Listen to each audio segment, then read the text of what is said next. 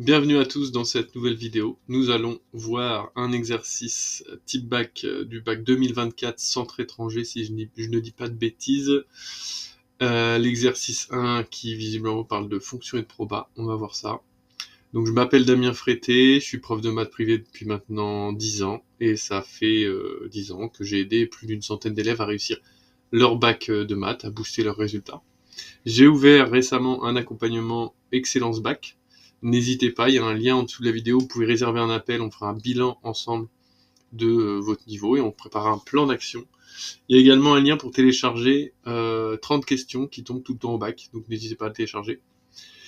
Et c'est parti. Alors, donc comme d'habitude je dépouille l'exercice, donc on voit qu'il y a une partie A, la partie A c'est visiblement des fonctions, va sûrement falloir faire une dérivée et un sens de variation. Ok, pour l'instant rien de foufou. Ensuite, je vois qu'il y a des fonctions et ça enchaîne avec des probas, donc je me dis, ah il y a des x dans les probas, donc cette fonction va sûrement être utile à un moment donné, donc je la garde en tête, la joie du f en plus. Ensuite, c'est la partie proba, donc de la partie proba, on me donne des probas ou des pourcentages dans l'énoncé, on me donne le nom des événements, du coup, et même l'arbre, donc facile.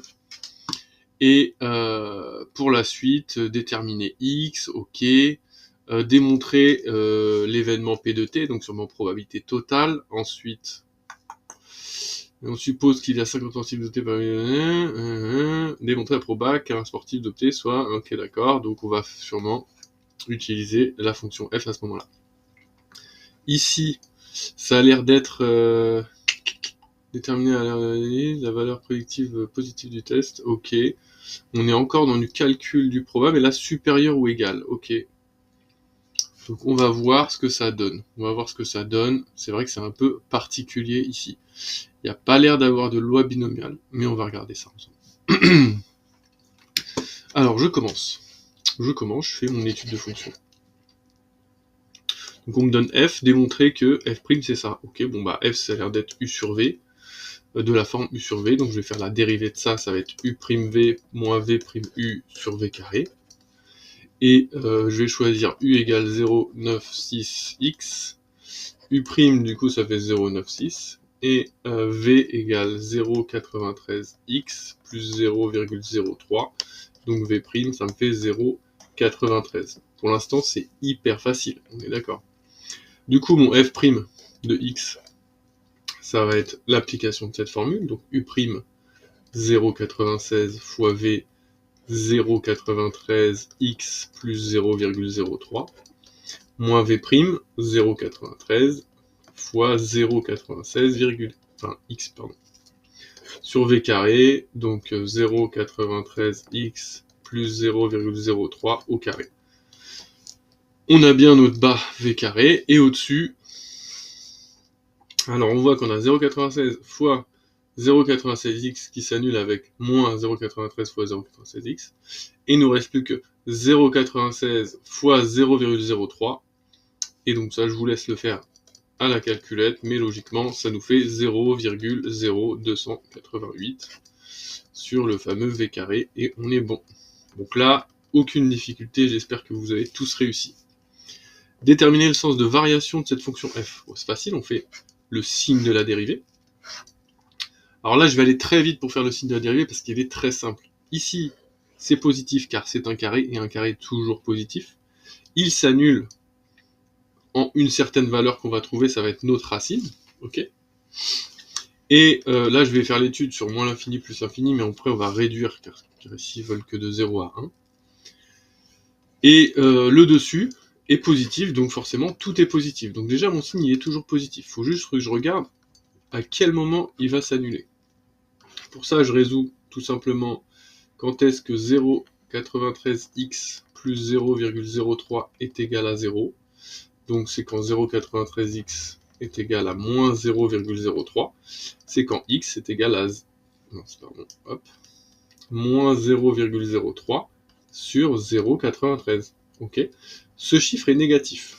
Donc, je vais l'appeler par exemple x égale x1. Tiens, je vais l'appeler x1. Donc x1 il est négatif. Et moi on me dit qu'on veut évaluer de 0 à 1. Ok, donc 0 à 1, c'est ici. Parce que si x1 il est négatif, moi, c'est que ici que j'étudie, donc il n'y a que ici que ça m'intéresse. Du coup, ma fonction f, donc là je vais mettre signe de f', et là, ça va être variation de f. Ça sera croissante sur 0,1. Voilà, tout bête. Pourquoi 0,1 d'après vous?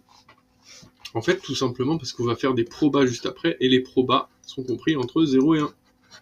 Il y a une logique, hein.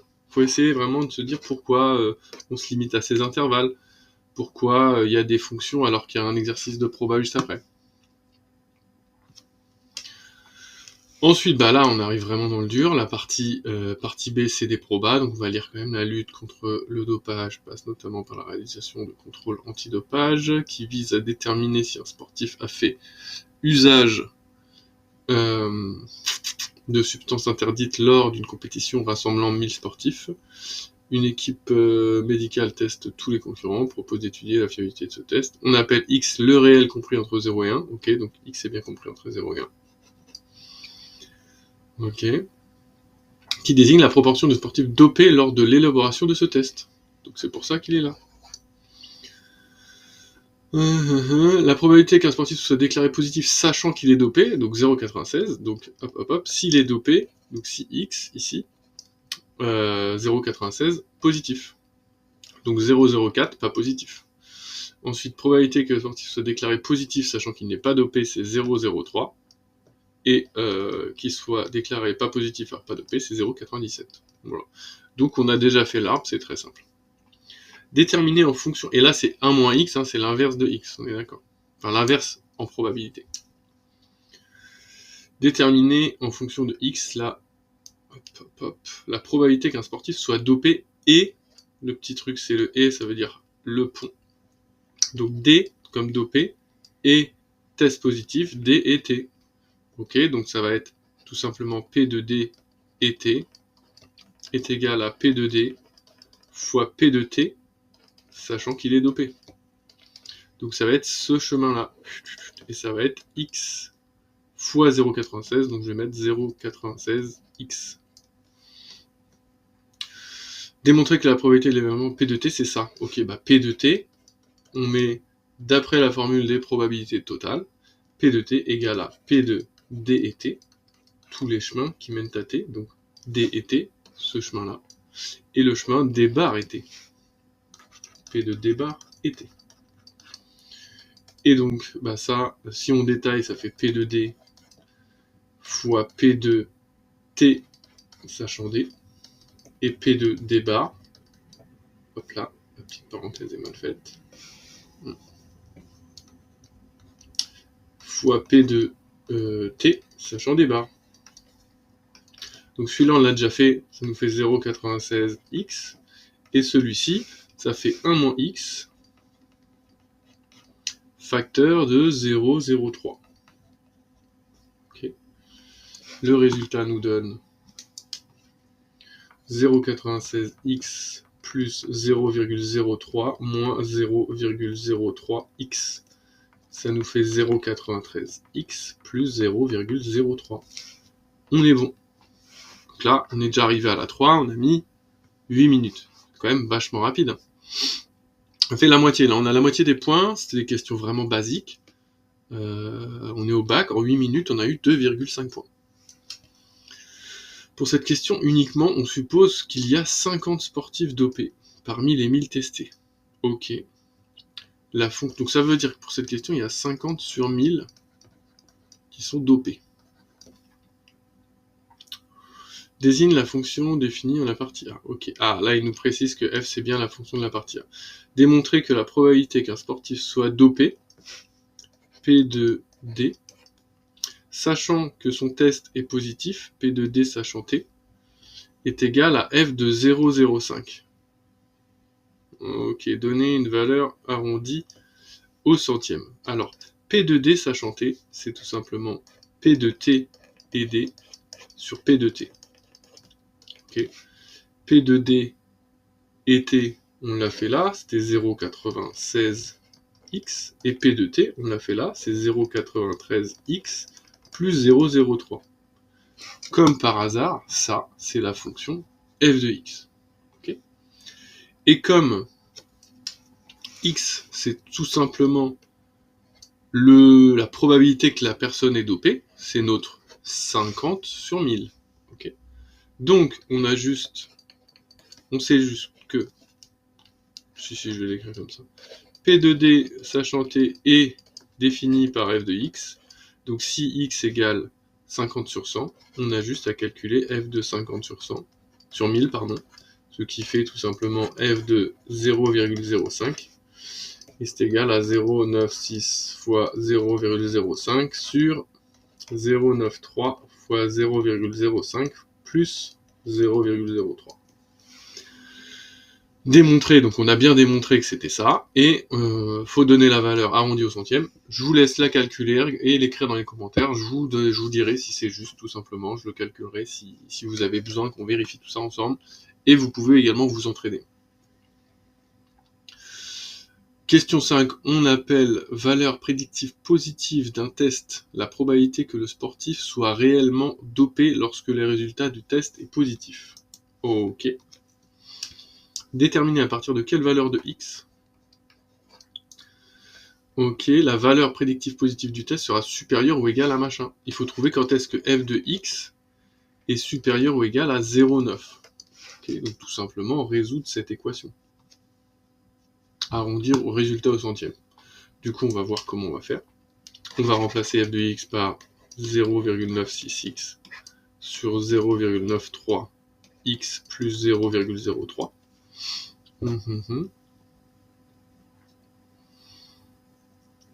Ouais, ça a l'air d'être ça. Je prends mon temps des fois pour regarder. Du coup, ça fait 0,96x supérieur ou égal à 0,93x plus 0,03. J'ai tout simplement passé le dénominateur à droite, il est devenu une multiplication. Et ensuite, je développe et j'isole mon x. Donc là, ça me fait 0,9. Donc là, je vais devoir le faire quand même. 0,9 fois 0,93, ça fait 0,558x plus 3 fois 9, 27, ça doit faire 0,27.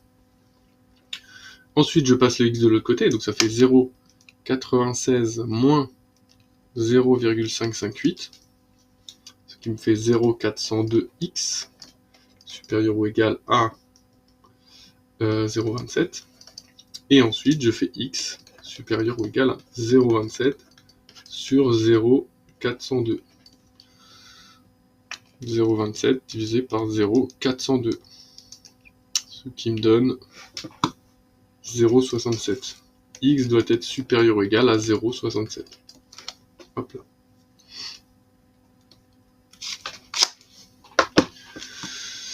On regarde si c'est cohérent. Déterminer à partir de quelle valeur de x la valeur prédictive positive du test, donc c'est-à-dire la test de probabilité que le sportif soit réellement dopé lorsque le résultat du test est positif. Ok. C'est bizarre. C'est bizarre. Écoute, on verra. Si ça se trouve, c'est faux, mais ça me paraît étrange quand même. Pour moi, ça veut dire qu'il faut qu'il y ait 670 dopés sur 1000. Si je dis pas de bêtises, ce qui est énorme. 50 sportifs dopés parmi les 1000 testés. Test la probabilité que le sportif soit réellement dopé lorsque le résultat du test est positif. Ok. Déterminer à partir de quelle valeur de x la valeur prédictive positive du test sera supérieure ou égale à 0,9. 90%, ouais, c'est ça. Ça a l'air d'être ça.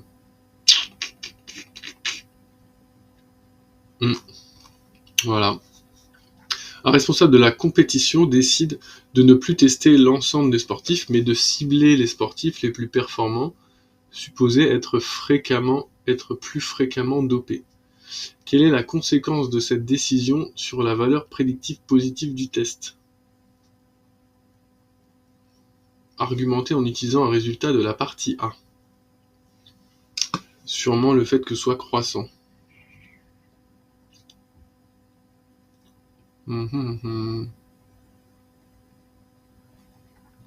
Putain, celui-là, il est pas évident. Tu vois, autant on a gratté pas mal de points assez rapidement, autant les deux derniers sont un peu spécifiques. Donc, un responsable de la compétition décide de ne plus tester l'ensemble des sportifs, mais de cibler les sportifs les plus performants. Ok. Donc, les plus performants, ok. Quelle est la conséquence de cette décision sur la valeur prédictive positive du test? On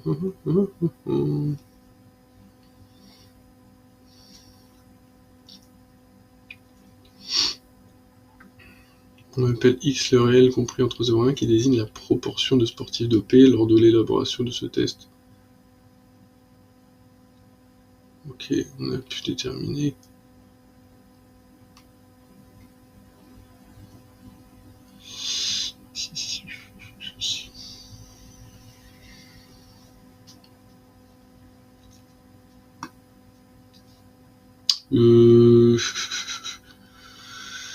Je pense que c'est vraiment subtil, hein, mais je pense que si tu prends pas 1000 personnes, 1000 sportifs, tes valeurs ici de probabilité ne sont plus correctes. Du coup, le P de T n'est plus correct, puisque ces valeurs-là ne le sont plus. Je sais pas si vous voyez quand je fais avec la souris, mais ces deux valeurs-là ne sont plus correctes. Du coup, quand on fait P de T, les probabilités totales, ce truc-là n'est plus correct. Du coup, notre formule n'est plus correcte ici également. Et je pense que techniquement, notre formule ici n'est plus correcte, donc ça n'est plus correct. Du coup, si on fait, donc P de T, il est ici. Hein. Si on change ça et que la racine n'est plus en dessous de 0 et qu'elle passe par exemple ici, il y aura un problème, je pense. Mais c'est vraiment bizarre de vous poser ça comme question. N'hésitez pas à reposer des questions en commentaire si vous n'avez pas trop compris ce truc-là. Si vous voulez des précisions, je pourrais faire une autre vidéo. Et je peux même vous répondre en commentaire.